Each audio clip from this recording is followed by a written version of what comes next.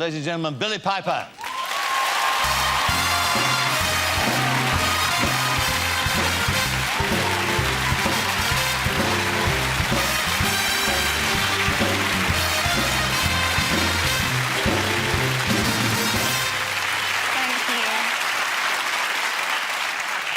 Well, who would have thought Rose Tyler, a call girl? I don't know. Don't, it starts. Tell us a bit about this is quite a sort of a famous book, isn't it? Or famous... It was a blog, It was a blog originally, and then they compiled the blog and turned it into a book. Yeah. And now we've adapted it and turned it into a TV show. And there's always been some dispute about the authenticity of this, hasn't there? Yeah, some people I've say heard that this is like a group of writers who invented this kind of story. But you met... I did meet the Belle de Jour. Yeah. And where did you... Well, how did you meet her? Well, the production company arranged it, so it was whilst we were doing the research, and actually it was the most helpful moment of my research, because you can read the book and it sounds, you know, it's great and it's fascinating and it's titillating and all of these things, but it's quite handy to meet the person who actually experienced those intimate adventures. And she was really cool, actually. She was really glamorous and well turned out and really well read and quite thoughtful and sensitive and funny as well, really funny. Why was she a prostitute? Well, it happened. Basically, what happened is she went out for dinner with a friend of hers, and I think she likes sex. You know, she makes no bones about that. She enjoys it, and she went out to dinner with a friend of hers, and it turned into this foursome. And as she left, she got paid money, and she was really broke and living in Kilburn. And she realised how easy it was, and she felt quite comfortable about it. So, I mean, in that sense, she's not a victim? No, because it's... You don't see her as that? I don't see her as a victim at all. It's very much her choice, and she says that. And, you know, often you're sat there going, are you just the best actress in the world, or is there some... Because you just think, there must be something tragic in your life. This can't be that simple. But... she, you know, seemingly fine with the whole thing. But were you convinced that she was indeed Belle de Jour? Were you convinced? Yeah. And I really wanted it to be, you know, real. I think it's such a taboo subject. It's really insightful, and it's a very different story to what we're used to hearing. In what sense? And reading. Well, like we were saying before, it's out of choice. She very much enjoys her work. She's very selective about the people that she sees. And she has relationships with her clients. It's not just... Can you understand that as a woman? I couldn't understand it at all at first. I found it really quite shocking, and I was quite nervous and shy about the whole thing, and I wasn't sure whether I could really do that. But the more I spoke to her, the more I realised it was something that I did start to understand. I mean, I still couldn't really be part of that myself, but... You know, she seemed very much in control. And... So you didn't find it shocking at all? You just thought you understood? At first, it was shocking. I mean, but it's amazing how quickly those things can become normal, you know, especially when you've got the woman sat opposite you going, listen, I did this because I wanted to do it, and in no way am I a victim. What about the prostitutes collective have been... quite vociferous about this, saying that, in fact, there's a danger that you glamorise. Yeah, I know, a lot of people get into this because of drugs, because of poverty, or whatever. Well, no, I mean, the side that we see is, you know, it's very different. It's sex trafficking, as we know, drug-related problems, and murder and all of that stuff. And it's a very, very different take, and it's one woman's story. But, you know, it does make me nervous being part of something like this, because it is quite a controversial subject matter. And were you warned off it by any of your friends? By everyone. Really? Yeah. What did they say to you?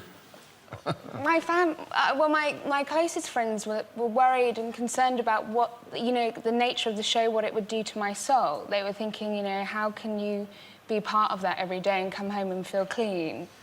I didn't feel that clean for a while, you know. I mean, it's quite full on, and it's quite an alien world, well, completely alien world to me. So it's quite hard to fathom. And how do you? I mean, you've done nude scenes before, but I mean, there's a great degree of nudity, and it's full-on bonking in this, isn't it? It is. is. No, you're right. Let's not be shy. No, let's not dance around this subject. Let's not dance around. So, I mean, that full must... on. I mean, how difficult was that for you to do? Really difficult. Yeah. But like I said before, it's amazing how normal those things become. You know, I hope that doesn't sound rude, but it's funny, you're stood there in your underwear and it's all it just makes you feel anxious, really anxious. And then towards the end of the shoot, you're like, no, you know what, I don't need the dressing gown. I'm quite happy just to sit here. I just need to just chill out for a moment. And, you know, it's... But it's you know, it's an extraordinary job. There's one interesting one, which you'll see a clip of now. That boy that you met there in the bar, Daniel.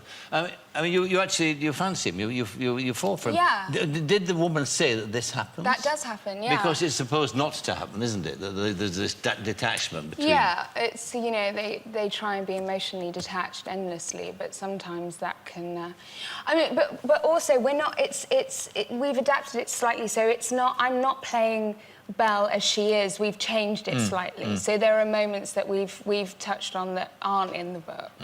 Let's look at this scene. This is a scene where the man that you like, actually, well, he doesn't apparently fancy you that much. I should warn you, actually, that the noise in that scene is not a bee buzzing around. It's something else we shall see. Obviously, these girls, and we're talking about these girls who operate at the top end of the market, they've got a very they're very aware of their body image. They're not ashamed of it. They're quite the opposite. They're body confident. That's right, the body.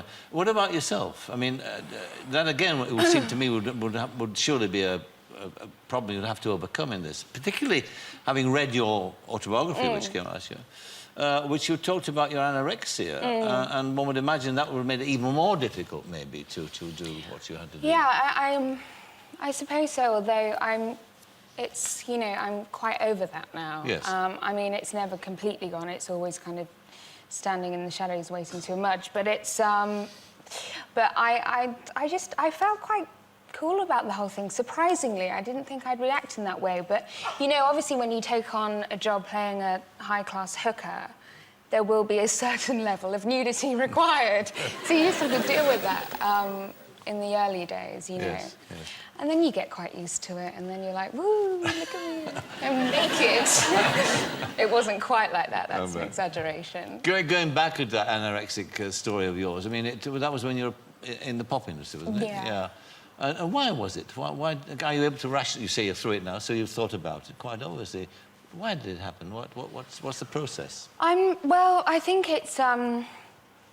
I can only really put it down to a control issue when you feel like your life is spiralling out of control and you're just clutching at straws, basically. And every single day was mapped out for me. And so I think that's what started it, was me going, right, well, you can't control what I put in my body, so, haha, I'm not going to put anything in my body, and that's my, you know, that's for me. It's one thing for me. And I think that's how it started. You know, but when you trace it back. Why pick on your body to take it out of, in a sense? I don't know. It's a strange process, it is a strange process. It's a strange kind of addiction. It's one that it's very hard for people to understand. What did you do to stop yourself? Because you must have felt hungry. I mean, you do feel hungry, obviously. You do. I mean, starving. Famished. What do you do to actually stop yourself feeling hungry? I don't know. It's a willpower thing. It's amazing what your brain can tell your body to do. And that's, you know, your brain becomes so strong. And that's, you know, I would drink Diet Cokes endlessly and smoke loads of cigarettes. And that was my steady diet for quite a while, actually. Do you dream about eating? Yeah. Really? Yeah. I still dream about eating now, even though I feast like hell. I do dream about food a lot, but I was, you know, I'd wake up like that, chewing. It's strange. And what about the people around you, your parents, because you were a very young person at this time? Did you disguise it from them? Were you clever at doing that? Yeah, I didn't really see my parents a lot when I was singing because I was always off and around the world, and so, again, they couldn't see or witness what was happening to me, so... Was there a moment that... Well, obviously, there was a moment. What was the moment when you took a look at yourself and thought, I can't go on with this anymore?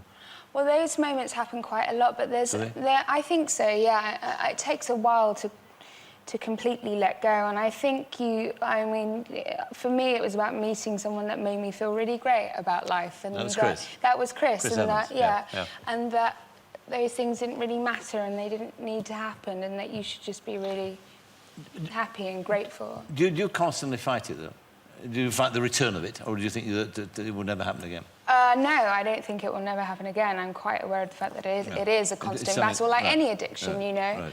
Right. And it's tricky because, you know, you have to eat to survive, and you're always surrounded by food, and also it's emotional food. You know, you could have a sweet if you ate your dinner. It's all of those kind. It's conditioning, so it's always around. But I try not to let it hijack my life anymore. That's a good phrase, hijack your life, because that's exactly what any addiction does, isn't it? It takes it out of your control. But I mean, it's amazing to think as I look at you now. You're 25. That's all you are. Yeah. You know, what did that period of your life, the experience of the pop industry, what do you take from that? What did that give you?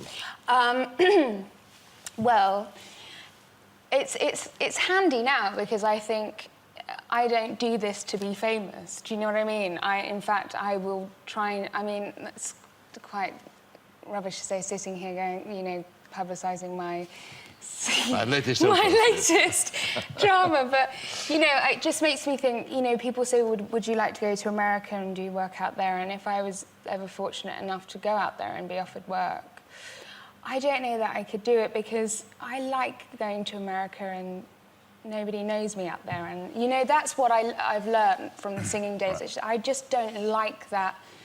It changed your life. Of what we do. Yeah. You know, Yeah. it makes me anxious and twitchy and neurotic, and yeah, it just sends me playing crazy.